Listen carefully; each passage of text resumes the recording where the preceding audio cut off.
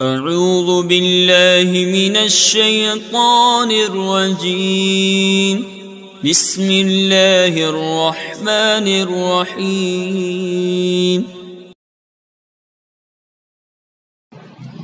بسم اللہ الرحمن الرحیم۔ میں محمد احمد رضا، استاذ دارالعلوم غریب نواز الہ آباد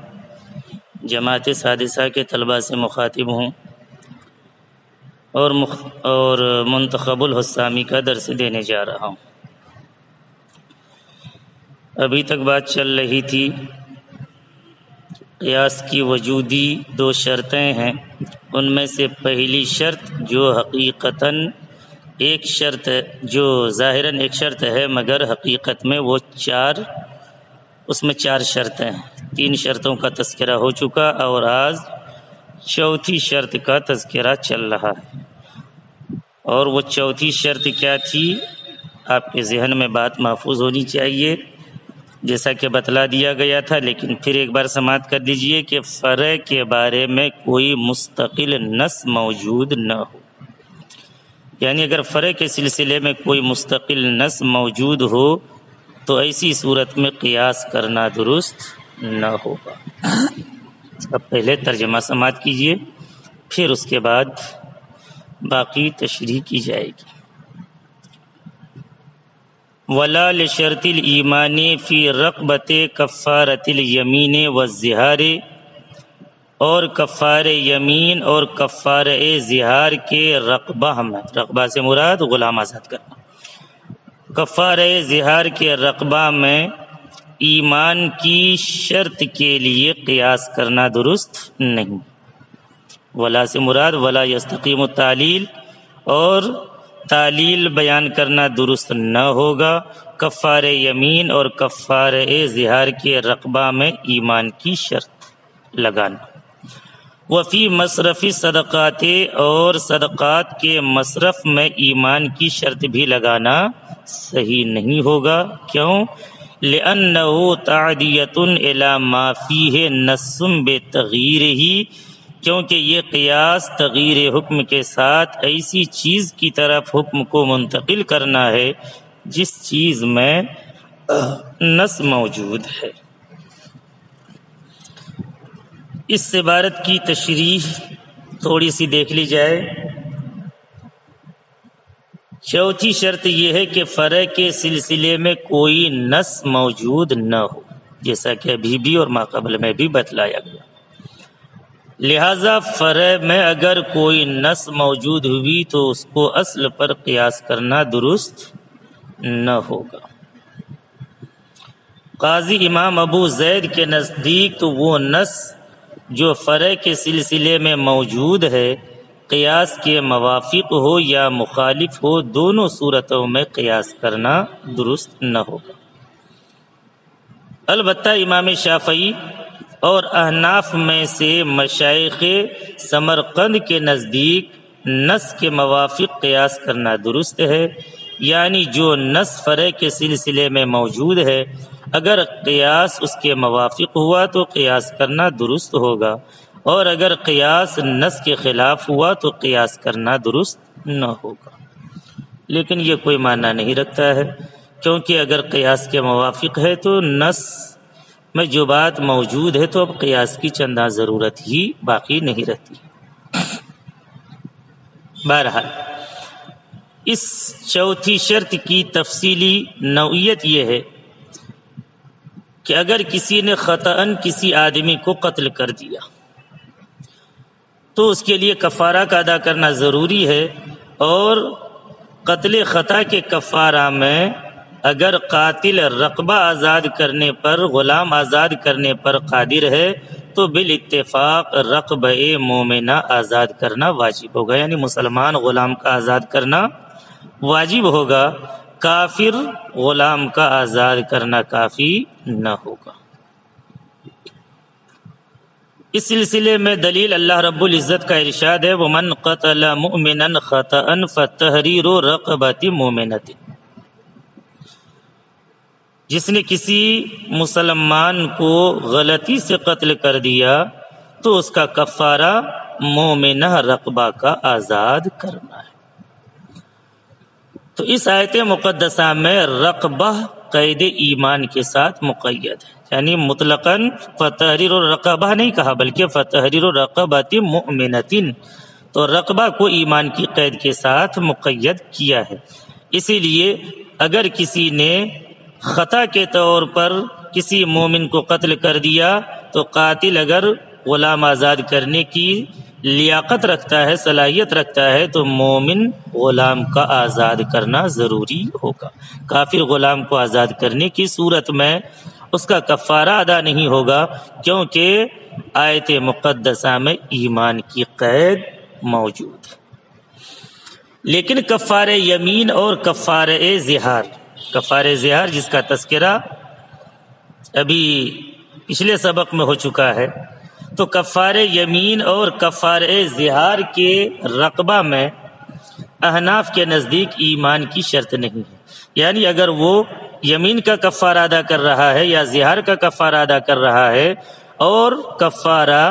غلام کے ذریعے سے ادا کر رہا ہے، تو ایسی صورت میں غلام کا مومن ہونا ضروری نہیں ہے، بلکہ مطلقاً غلام کا آزاد کرنا چاہے وہ مومن ہو چاہے غیر مومن ہو کافی ہے۔ یہ احناف کا نظریہ ہے۔ امام شافعی نے کفارہ قتل پر قیاس کرتے ہوئے کفارہ یمین اور کفارہ زہار کے رقبہ یعنی غلام میں ایمان کی اسی طرح شرط لگاتے ہیں جس طرح کفارہ قتل کے رقبہ میں ایمان شرط ہے۔ لہذا امام شافعی کے نزدیک کفارہ یمین اور کفارہ زہار میں بھی رقبہ مومنہ کا آزاد کرنا ضروری ہوگا۔ احناف کی طرف سے جواب دیا جائے گا، اور جواب صاحب حسامی خود ہی دے رہے ہیں کہ چوتھی شرط کے فوت ہونے کی وجہ سے کفارہ یمین اور کفارہ زہار کے رقبہ کو کفارہ قتل کے رقبہ پر قیاس کرنا درست نہیں، کیونکہ فرع یعنی کفارہ یمین اور کفارہ زہار کے رقبہ کے سلسلے میں نص موجود۔ کفارہ یمین کے رقبہ کے سلسلے میں اللہ رب العزت کا ارشاد ہے او تحریر رقبہ، اور کفارہ زہار کے رقبہ یعنی غلام کے آزاد کرنے کے سلسلے میں اللہ رب العزت کا ارشاد ہے فتحریر رقبۃ من قبل ان یتماسا، تو دونوں جگہ فتحریر رقبہ کہا گیا، مومن کا لفظ یہاں پر موجود نہیں ہے۔ اور جب فرع یعنی کفارہ یمین اور کفارہ زہار کے رقبہ کے سلسلے میں نص موجود ہے تو شرط رابع کے فوت ہونے کی وجہ سے ان کے رقبہ کو کفارہ قتل کے رقبہ پر قیاس کرنا درست نہ ہوگا۔ اور چونکہ کفارہ یمین اور کفارہ زہار کے رقبہ کے سلسلے میں نص چونکہ ایمان کی قید سے مطلق ہے، اس لیے کفارہ یمین اور کفارہ زہار میں مطلقاً رقبہ کا آزاد کرنا کافی ہوگا، چاہے رقبہ مومنہ مطلقاً رقبہ کا آزاد کرنا کافی ہوگا، مومنہ رقبہ کا آزاد کرنا ضروری نہ ہوگا۔ اسی طرح سے وہ فی مصرفی صدقات والے مسئلے کو دیکھیے کہ احناف کے نزدیک زکوٰۃ کے علاوہ دوسرے صدقات واجبہ کے لیے اس کا مصرف کون ہوگا، تو کہتے ہیں کہ دوسرے صدقات واجبہ کے مصرف کو زکوٰۃ کے مصرف پر قیاس کرنا جائز نہیں، یعنی احناف کے نزدیک زکوٰۃ کے علاوہ دوسرے صدقات واجبہ کے مصرف کو زکوٰۃ کے مصرف پر قیاس کرنا درست نہیں، مگر امام شافعی فرماتے ہیں کہ جس طرح سے زکوٰۃ کا مصرف مسلمان فقیر ہے لہذا کافر فقیر کو زکوٰۃ دینا جائز نہیں ہے، اسی طرح سے دوسرے صدقات واجبہ کا مصرف بھی مسلمان فقیر ہی ہوگا اور غیر مسلم فقیر کو دینا جائز نہیں ہوگا۔ یہ امام شافعی کا نظریہ ہے۔ احناف کے نزدیک یہ قیاس کیوں جائز نہیں ہے، تو اس کی وجہ یہ ہے کہ جس طرح اصل یعنی زکوٰۃ کے مصرف کے سلسلے میں نص موجود ہے، اسی طرح فرع یعنی مصارف صدقات کے سلسلے میں بھی نص موجود ہے، اور وہ نس کیا ہے؟ حضرت معاذ رضی اللہ تعالی عنہ سے پیغمبر علیہ الصلوۃ والتسلیم نے ارشاد فرمایا تھا ثم اعلمهم ان اللہ تعالی فرض علیکم صدقۃ تؤخذ من اغنیائهم وترد الی فقرائهم، یعنی جب حضرت معاذ کو یمن کا قاضی بنا کر بھیجا جا رہا تھا تو پیغمبر نے فرمایا تھا یمن والوں سے کہہ دینا کہ اللہ نے تم پر زکوٰۃ فرض کی ہے، ان کے مالداروں سے لی جائے گی اور ان کے فقراء کو دی جائے گی۔ تو دیکھیے اس حدیث میں یہ بات بالکل کلیئر ہے کہ جن لوگوں سے زکوٰۃ لی جائے گی انہی کے فقراء کو دے دی جائے گی، اور یہ بات مسلم ہے کہ زکوٰۃ مسلمان سے لی جاتی ہے نہ کہ کافروں سے، لہذا زکوٰۃ مسلمانوں سے لے کر مسلمانوں ہی کو دینا ضروری ہوگا، کافر کو دینے سے زکوٰۃ ادا نہیں ہوگا۔ اور جب بات ایسی ہے تو نص کے ذریعے سے یہ بات ثابت ہو گئی کہ زکوٰۃ کا مصرف مسلمان فقیر ہے نہ کہ کافر فقیر۔ لیکن فرع کے سلسلے میں یعنی دوسرے صدقات واجبہ کے سلسلے میں اللہ رب العزت کا قول موجود ہے انما الصدقات للفقراء، اور یہ نص مطلق یعنی اس میں ایمان کی قید موجود نہیں ہے، مسلمان فقیر اور کافر فقیر دونوں کو شامل ہے، لہذا دوسرے صدقات واجبہ یعنی زکوٰۃ کے علاوہ دوسرے صدقات کا مصرف مسلمان فقیر اور کافر فقیر دونوں ہوں گے۔ وجہ کیا ہے کہ فرع کے سلسلے میں جب نص موجود ہے تو شرط رابع کے فوت ہونے کی وجہ سے اس فرع یعنی مصرف صدقات کو مصرف زکوٰۃ پر قیاس کرنا بھی جائز نہ ہوگا۔ مصنف حسامی بطور تفریح دلیل بیان کرتے ہوئے فرماتے ہیں کہ اگر کفارہ یمین اور کفارہ زہار کے رقبہ کو کفارہ قتل کے رقبہ پر اور مصرف صدقات کو مصرف زکوٰۃ پر قیاس کیا گیا تو ایسی صورت میں اصل کے حکم کو ایسی چیز کی طرف منتقل کرنا لازم آئے گا جس میں نص موجود ہے، اور اس کے ساتھ ساتھ اس نص کا حکم بھی بدل جائے گا، اس طور پر کہ کفارہ یمین اور کفارہ زہار اور مصرف صدقات یعنی فرع کے سلسلے میں جو نص وارد ہوئی ہیں وہ مطلق ہیں، مومن اور کافر دونوں کو شامل ہے، اور قیاس کرنے کی صورت میں ایمان کی قید کے ساتھ مقید ہو جائیں گے، اور مطلق کو مقید کرنا مطلق کے حکم کو متغیر کرنا ہے، حالانکہ کسی نص کے حکم کو متغیر کرنا جائز نہیں۔ بسم اللہ الرحمن الرحیم۔ میں محمد احمد رضا، استاذ دارالعلوم غریب نواز الہ آباد، جماعت سادسہ کے طلباء سے مخاطب ہوں، منتخب الحسامی کا درس دینے جا رہا ہوں۔ والشرط الرابع ان يبقى حكم الاصل بعد التعليل على ما كان قبله، اور چوتھی شرط یعنی قیاس کے صحیح ہونے کے لیے جو شرطیں بیان کی جا رہی ہیں، 3 شرطوں کا تذکرہ ہو گیا جن میں سے 2 عدمی تھی، ایک وجودی بیان ہو چکی اور دوسری وجودی شرط کا تذکرہ یہاں سے کر رہے ہیں، اور چوتھی شرط یہ ہے کہ اصل کی نص کا حکم تعلیل کے بعد اسی صفت پر باقی رہے جس صفت پر تعلیل سے پہلے تھا، لأن تغییر حکم النص فی نفسہ بالرائے باطل، اسی لیے کہ فی نفسہ نص کے حکم کو رائے سے بدلنا باطل ہے، جیسا کہ ہم نے اس کو فروع میں باطل کیا ہے، کما ابطلناہ فی الفروع۔ مصنف علیہ الرحمہ یہاں سے قیاس کے صحیح ہونے کے لیے جو 4 شرطیں ہیں ان میں سے چوتھی شرط کا تذکرہ کر رہے ہیں، لیکن اپنی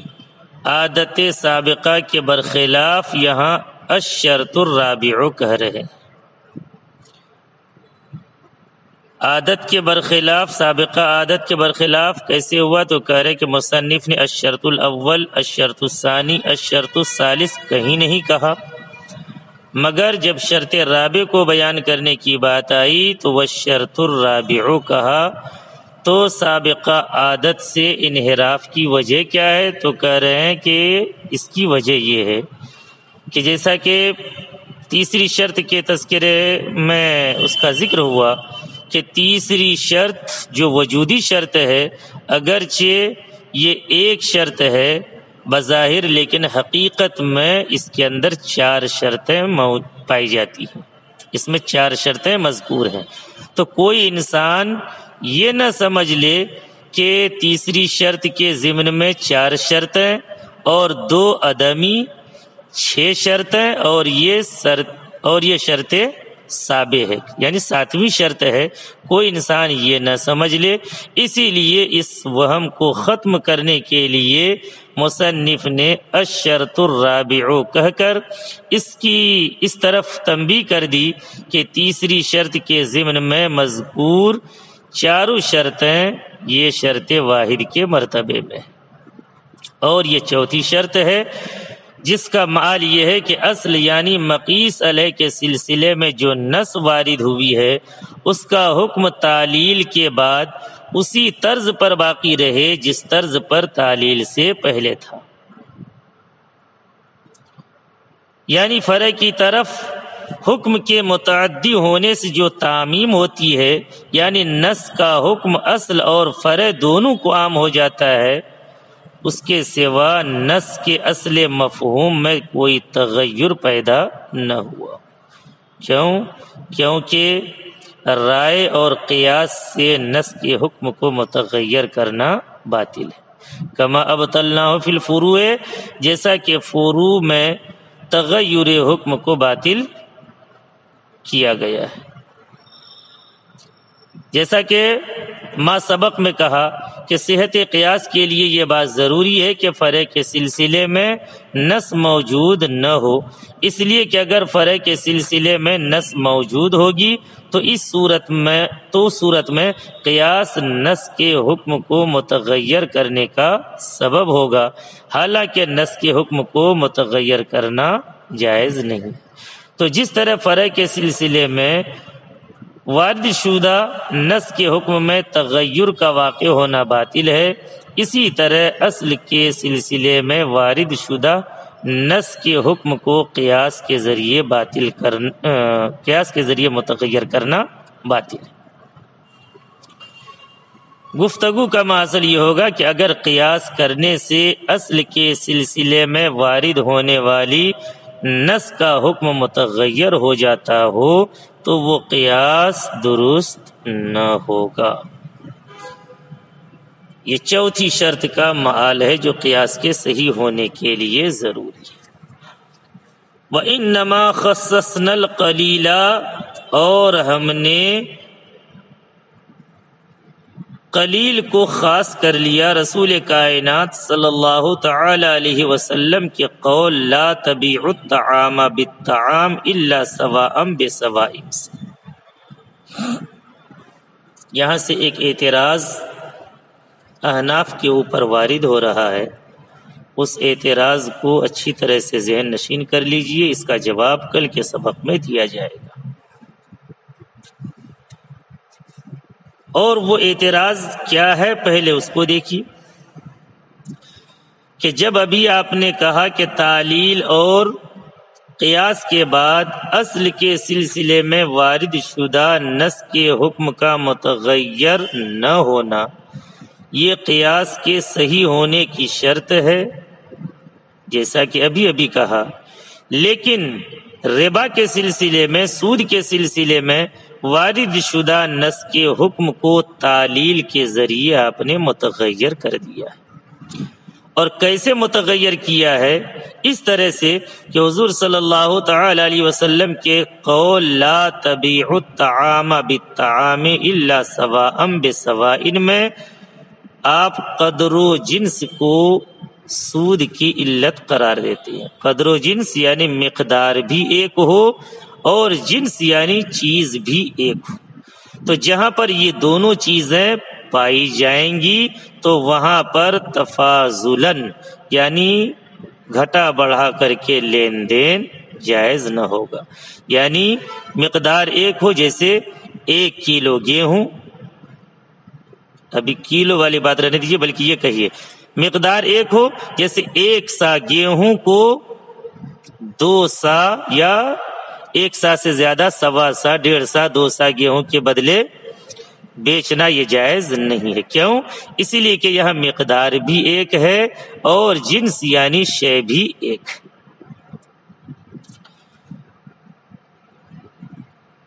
اور آپ تو یہ کہتے ہیں کہ اگر دونوں ہم جنس ہو، قدر و جنس کو پیش نظر رکھتے ہوئے دیکھیے کہ احناف فرماتے ہیں کہ اگر دونوں ہم جنس ہوں یعنی دونوں چیز ایک ہی ہو اور کیلی یا وزنی ہو تو ان میں برابر سرابر خرید و فروخت کرنا جائز ہوگا، اور متفاضلاً یعنی گھٹا بڑھا کر کے خرید و فروخت کرنا ناجائز ہوگا۔ پھر طعام کے علاوہ دوسری چیزوں کی طرف بھی آپ نص کے اس حکم کو اسی علت کی وجہ سے منتقل کرتے ہیں، متعدی کرتے ہیں، یعنی مذکورہ علت کی وجہ سے طعام کے علاوہ دوسری چیزوں کو بھی حکم نص میں طعام پر قیاس کرتے ہیں، اور یہ کہتے ہیں کہ جہاں یہ علت موجود ہوگی اس جگہ تفاضل یعنی کمی بیشی کے ساتھ خرید و فروخت حرام اور ناجائز ہوگا۔ یہ تو آپ کہتے ہیں کہ جہاں مقدار اور جنس ایک ہو تو وہاں تفاضل کے ساتھ خرید و فروخت لین دین ناجائز ہوگا، لیکن آپ مقدار قلیل کو یعنی اس مقدار کو جو کیل شرعی کے تحت نہ آتی ہو یعنی نصف سا سے کم ہو،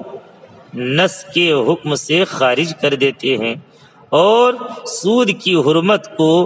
کثیر مقدار کے ساتھ خاص کر دیتے ہیں۔ لہذا آپ کے نزدیک مقدار کثیر کی بے میں تو تفاضل حرام ہے، لیکن مقدار قلیل کی بے میں تفاضل جائز ہے، یہاں تک کہ 1 مٹھی اناج کی بے اس کے ہم جنس 2 مٹھی اناج کے عوض جائز۔ تو غور کیجئے یہاں پر نص لا تبیع الطعام بالطعام الا سواء بسواء اپنے مفہوم کے لحاظ سے قلیل و کثیر سب میں سود کی حرمت اور کمی بیشی اور تفاضل یعنی بیشی کے ناجائز ہونے پر دلالت کرتی ہے، لیکن تعلیل کے بعد آپ مقدار قلیل کو خاص کر لیتے ہیں اور اس کی بے کو تفاضل کے ساتھ جائز قرار دیتے ہیں، اور ایسا کرنا نص کے حکم کو متغیر کرنا ہے، یعنی ایسا کرنے سے نص کا وہ حکم باقی نہیں رہا جو حکم تعلیل سے پہلے تھا۔ تو نص کا حکم تعلیل کی وجہ سے متغیر ہوا، اور جب نص کا حکم متغیر ہو گیا تو چوتھی شرط کے نہ پائے جانے کی وجہ سے غیر طعام کی بے کو طعام کی بے پر قیاس کرنا درست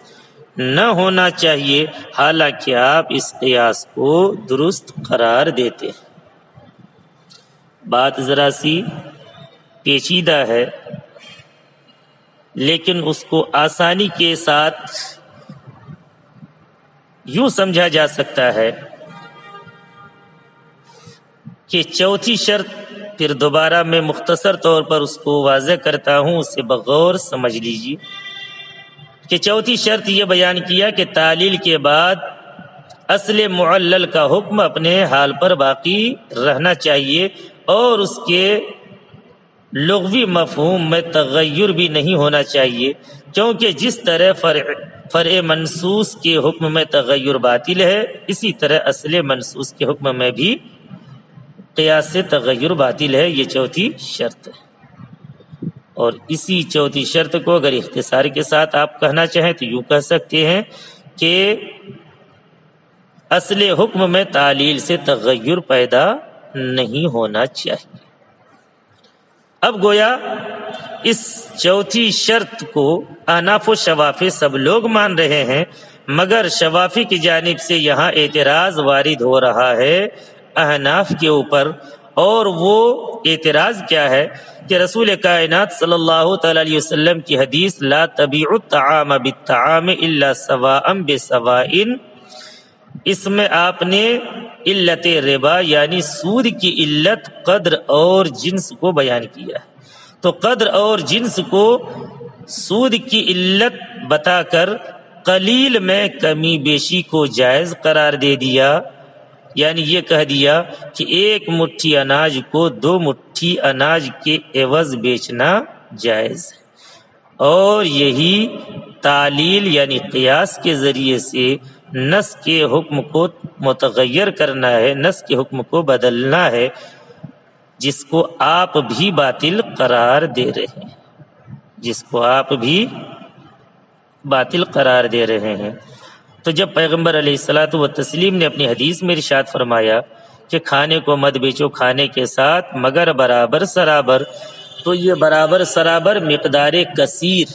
اس چیز کو خاص ذہن میں رکھیے گا کہ مقدار کثیر سے مراد کیا ہے، تو کہہ رہے ہیں کہ مقدار کثیر سے مراد کم سے کم نصف سا ہونا چاہیے، جس کو شریعت نے ایک پیمانہ متعین کیا،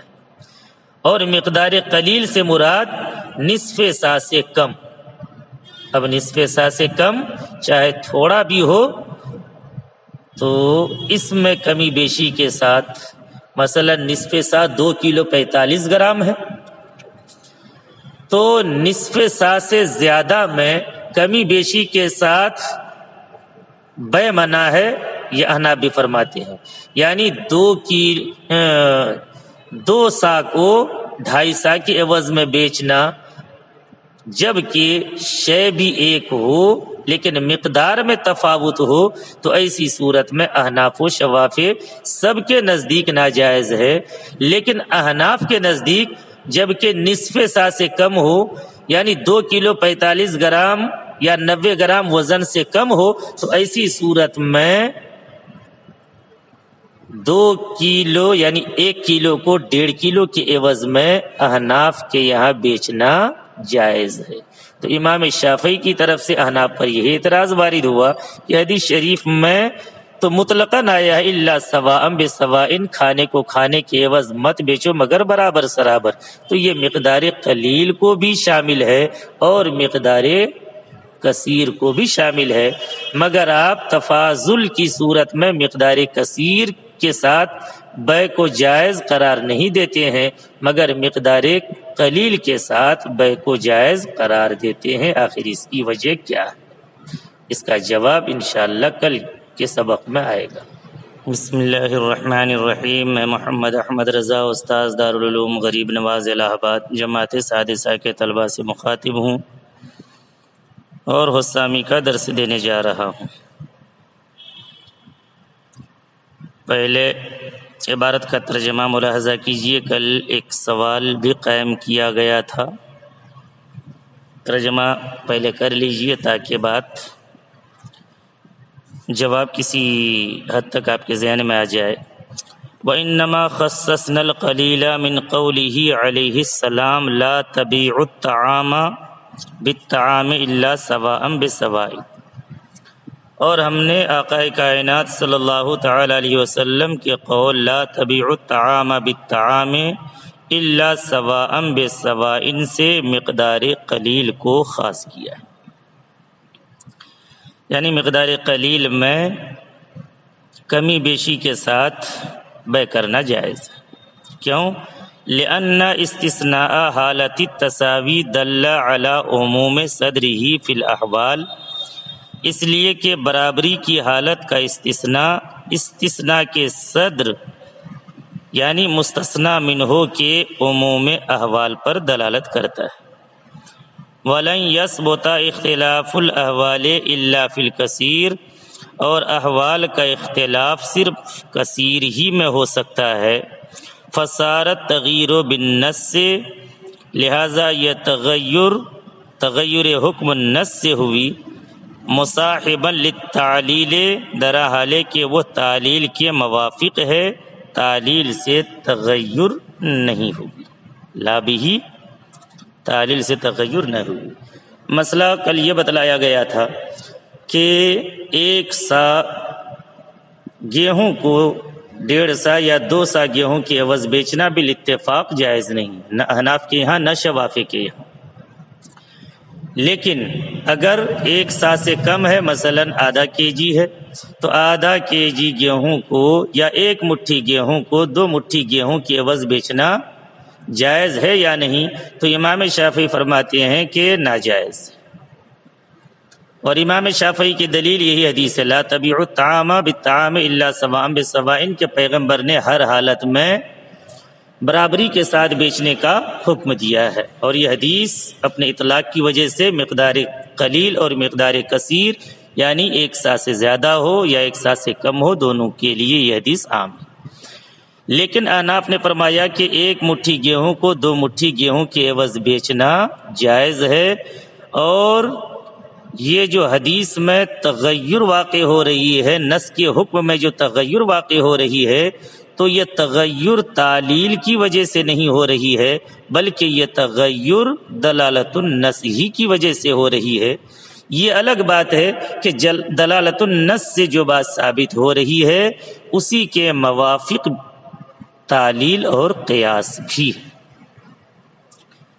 اصل جواب تو اتنا ہی ہے۔ اب اگر اس جواب کو تھوڑا پھیلایا جائے تو یوں آپ کہہ سکتے ہیں کہ حدیث شریف میں آیا لا تبیعوا الطعام بالطعام الا سواء بسواء میں مساوات یعنی برابر سرابر ہونے کو طعام سے مستثنیٰ کیا، اور مستثنیٰ کے اندر اصل یہ ہے، جیسا کہ نحو کی کتاب میں پڑھ چکے ہیں آپ حضرات، کہ وہ مستثنیٰ منہ کی جنس سے، یعنی مستثنیٰ منہ کی جنس سے۔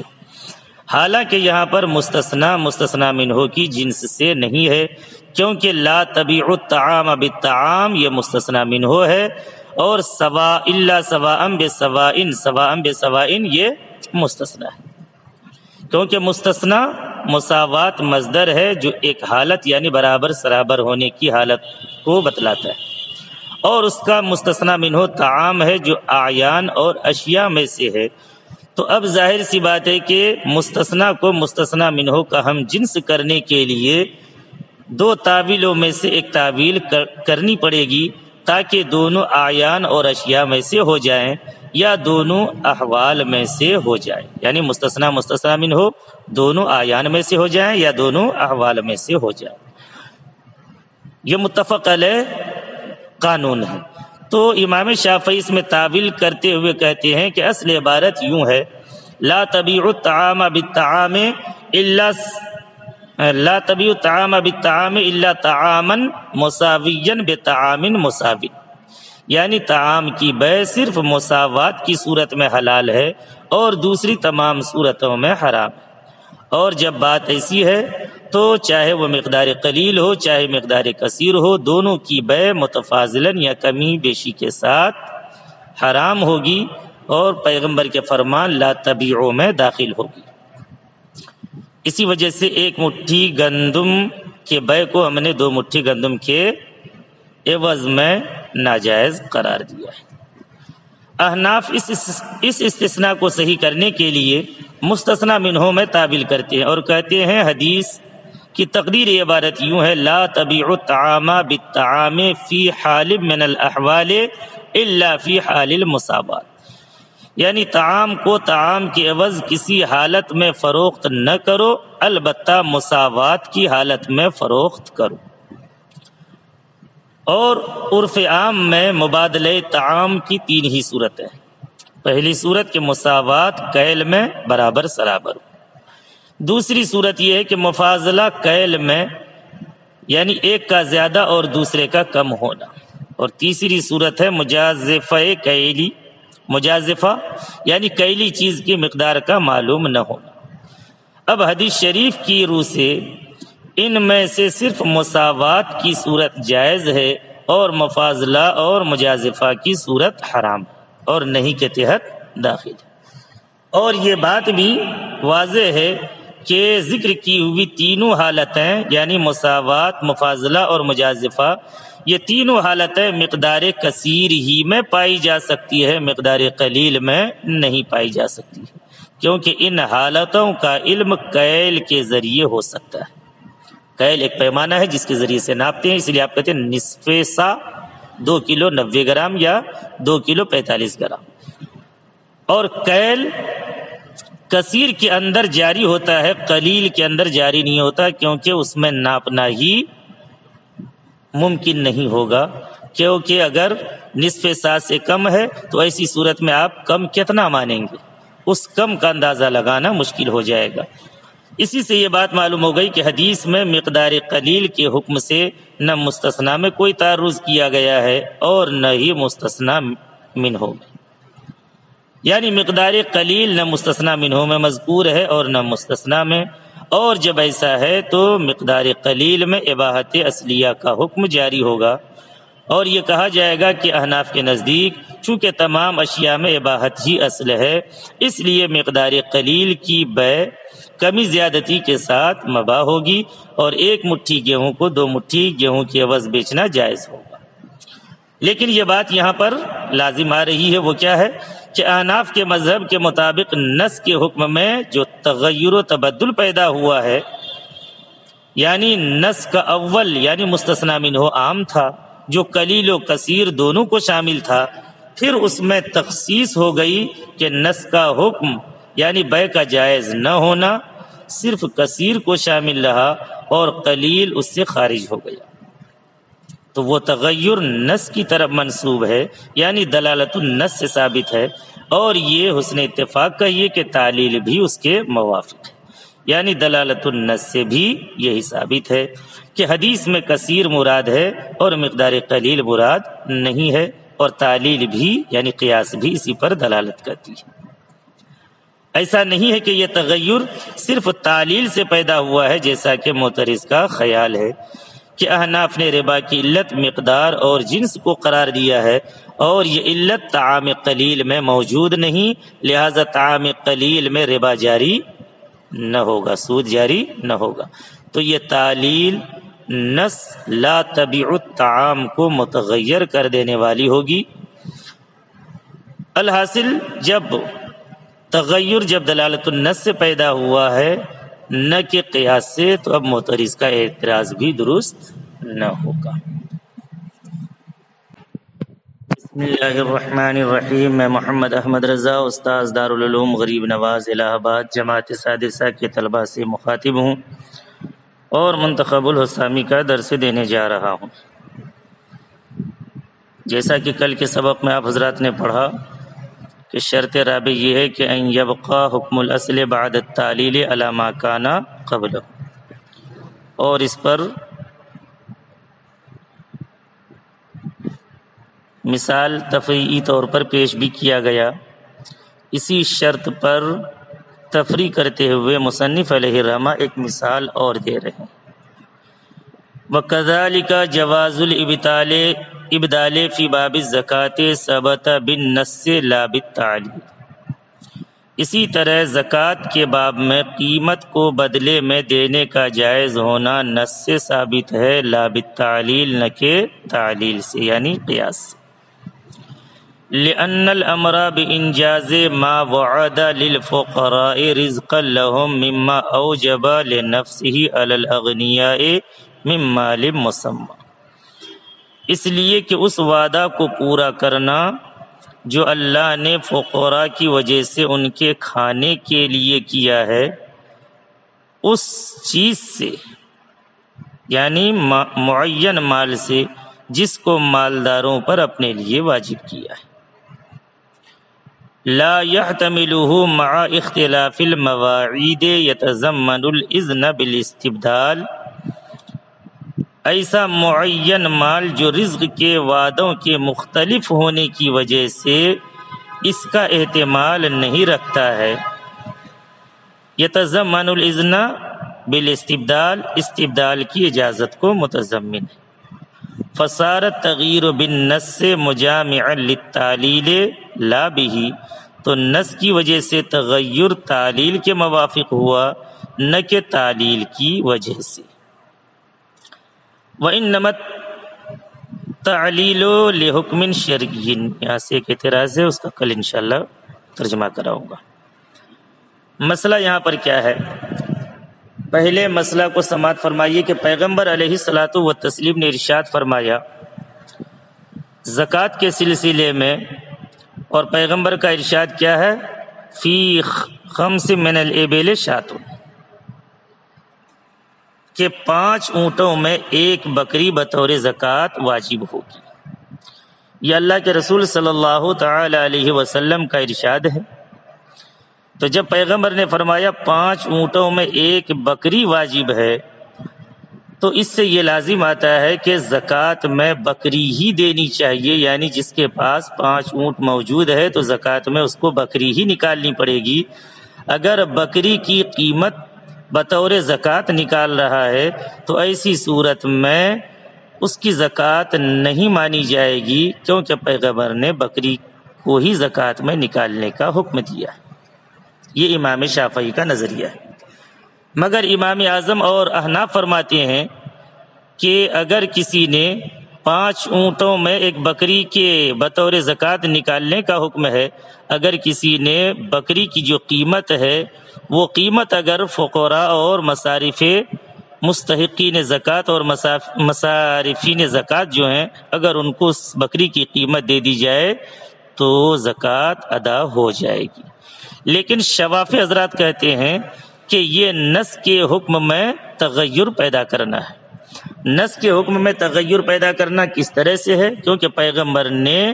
لفظ بکری استعمال کیا، فی خمس من الابل شاۃ، لفظ شاۃ موجود ہے کہ 5 اونٹوں میں ایک بکری بطور زکوٰۃ دیا جائے گا، لیکن آپ بکری کو بطور زکوٰۃ ادا کرنے کے بجائے اس کی قیمت دینے کو بھی جائز قرار دیتے ہیں۔ تو قیمت دینے کے جواز کا قول کرنا یہ گویا کہ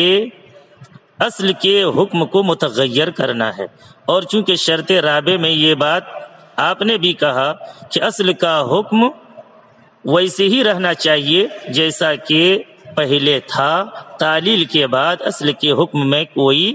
تغیر و تبدل نہیں ہونا چاہیے، مگر یہاں تغیر و تبدل ہو گیا کیونکہ شاۃ کی جگہ آپ نے بکری کی قیمت کے ادا کرنے کا حکم دیا۔ تو احناف کی طرف سے اس کا جواب دیا جائے گا کہ ہم نے جو بکری کی قیمت کے ادا کرنے کی صورت میں بھی زکوٰۃ کے ادا ہونے کا حکم نافذ کیا ہے، تو بظاہر یہاں پر نص کے حکم میں تغیر و تبدل ہو رہا ہے، مگر نص کے حکم میں یہ تغیر و تبدل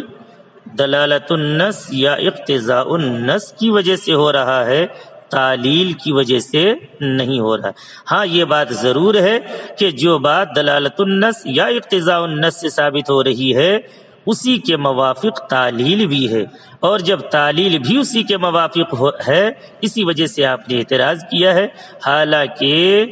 تغیر نص کے حکم میں تعلیل کی وجہ سے نہیں بلکہ دلالت النص اور اقتضاء النص کی وجہ سے۔ یہ تو جواب ہو گیا، لیکن تھوڑا سا اس جواب کو اور تفصیلی طور پر دیکھ لیا جائے تاکہ بات دلالت النص اور اقتضاء النص والی بات بھی بالکل واضح ہو جائے۔ تو کہہ رہے ہیں کہ دلالت النص اور اقتضاء النص کے ذریعے سے متغیر کیسے ہوا ہے؟ تو احناف فرماتے ہیں کہ اللہ رب العزت نے فقراء ہی نہیں بلکہ تمام دنیا جہان کے انسانوں سے رزق کا وعدہ فرمایا ہے، جیسا کہ قرآن کریم میں آیا وَمَا مِن دَابَّةٍ فِي الْأَرْضِ إِلَّا عَلَى اللَّهِ رِزْقُهَا، یعنی زمین پر چلنے والے تمام جانوروں کا رزق اللہ کے ذمہ کرم پر ہے۔ اس وعدہ فرما لینے کے بعد اب اس وعدہ کے وفا کے طریقے الگ الگ ہیں اور لوگوں کے لیے طریقے معاش الگ الگ مقرر فرمایا ہے۔ دیکھیے مالدار طبقہ کو دیکھیے تو وہ زراعت، تجارت، بزنس وغیرہ کے ذریعے سے اللہ رب العزت نے ان کو رزق پہنچایا، اور فقراء کو رزق پہنچانے کے لیے مالداروں پر ان کے مال کا ایک حصہ مقرر کیا، جیسا کہ اللہ رب العزت قرآن کریم میں ارشاد فرماتا ہے آتوا الزکاۃ، اور دوسری جگہ ارشاد فرمایا انما الصدقات للفقراء۔ تو یہاں پر پیغمبر علیہ الصلاۃ والتسلیم نے بھی اس سلسلے میں ارشاد فرمایا، جیسا کہ حضرت معاذ کی حدیث ما سبق میں بھی بیان کی جا چکی ہے کہ ان اللہ قد فرض علیہم صدقۃ تؤخذ من اغنیائہم فترد علی فقرائہم، یعنی اے معاذ یمن والوں سے کہہ دینا کہ اللہ نے اس قوم کے لوگوں پر زکوٰۃ فرض کیا ہے، ان کے مالداروں سے لے کر انہی کے فقراء کو دے دی جائے گی۔ مگر ایک بات یہاں پر اور ذہن نشین کرنے کی ہے کہ زکوٰۃ چونکہ عبادت ہے اور عبادت کا مستحق صرف اللہ رب العزت ہے، اس لیے زکوٰۃ ابتداءً اور اولاً اللہ رب العزت کے دست قدرت میں پہنچتی ہے، پھر فقیر کے قبضے میں پہنچتی ہے۔ جیسا کہ اس کے بارے میں بھی پیغمبر علیہ الصلوۃ والتسلیم نے ارشاد فرمایا، الصدقۃ تقع فی کف الرحمن قبل ان تقع فی کف الفقیر، زکوٰۃ فقیر کے قبضہ میں جانے سے پہلے رحمان کے قبضہ میں جاتی ہے۔ اس کی ایک وجہ یہ بھی ہے کہ زکوٰۃ اگر ابتداءً اللہ کے قبضے میں واقع نہ ہو تو یہ وہم ہوگا کہ اللہ نے فقراء کے سلسلے میں انہیں رزق پہنچانے کا وعدہ کیا تھا، تو اللہ رب العزت نے نہیں پہنچایا بلکہ مالداروں نے فقراء کو رزق دیا، حالانکہ یہ بات وما من دابۃ فی الارض الا علی اللہ رزقها کے خلاف اور واقع کے بھی خلاف ہے۔ تو اس وہم کو دور کرنے کے لیے کہا گیا کہ زکوٰۃ ابتداءً اللہ کے قبضے میں واقع ہوتی ہے، پھر اللہ اپنا وعدہ رزق پورا کرنے کے لیے فقراء کو دیتا ہے۔ لیکن فقراء کی، اب یہاں سے میری بات شروع ہو رہی ہے کہ لیکن فقراء کی ضرورتیں مختلف ہوتی ہیں، ان کو اگر اناج کی ضرورت ہے تو کپڑے اور مکان وغیرہ کی بھی ضرورت ہے، تو ایسی صورت میں اگر فقراء کی ضرورتیں جبکہ مختلف ہیں، اسی کو مصنف نے عبارت میں کہا تھا لا يحتمله مع اختلاف المواعید يتضمن الاذن بالاستبدال، کہ جب فقراء کی ضرورتیں مختلف ہیں اور یہ بات بالکل واضح ہے کہ مقررہ مال یعنی عین شات سے فقراء کی تمام ضرورتوں کی تکمیل نہیں ہو سکتی ہے، بلکہ اگر بکری کی قیمت دی جائے تو ایسی صورت میں فقراء کی تمام ضرورتیں پوری ہو سکتی ہیں، لیکن اگر عین شات عین بکری کو اگر بطور زکوٰۃ کسی نے دیا تو ایسی صورت میں فقراء کی تمام ضرورتیں پوری ہونے کی گنجائش نہیں، کیونکہ ان کی ضرورتیں مختلف ہیں۔ ہاں عین شات سے صرف سالن وغیرہ کا وعدہ پورا ہو سکتا ہے، اور قیمت اگر ادا کی جائے تو اس سے پورے طور پر وعدہ رزق پورا ہو سکتا ہے۔ اور جب ایسا ہے تو یہ بات اس سے واضح ہو گئی کہ حدیث میں جو آیا فی خمس من الابل شاۃ،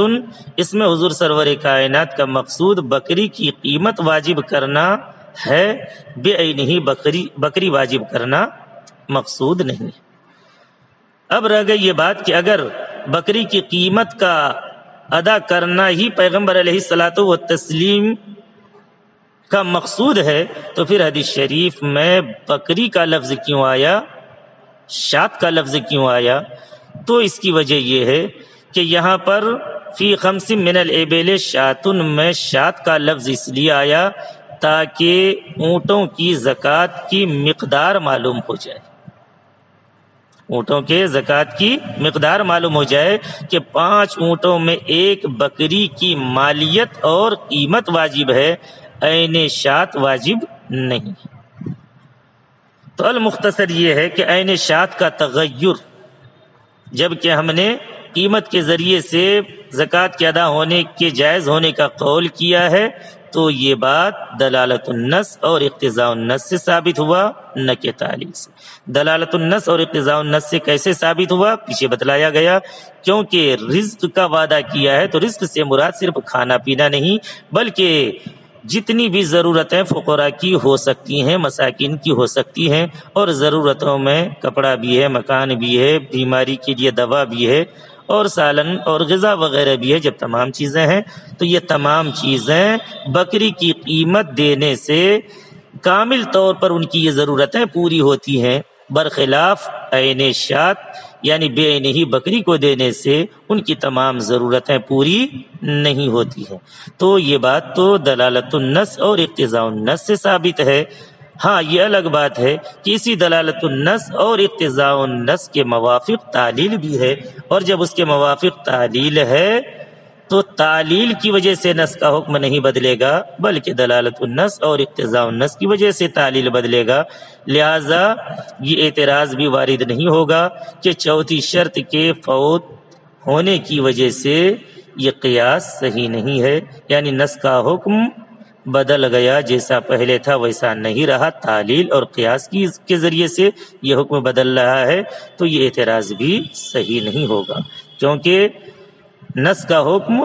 خود دلالت النص اور اقتضاء النص کی وجہ سے بدلا اور تعلیل کی وجہ سے نہیں بدلا۔ وَإِنَّمَا التَّعْلِيلُ لِحُكْمٍ شَرْعِيٍّ سے ایک اعتراض اور اس کا جواب دینا چاہیں گے، انشاءاللہ اس کا تذکرہ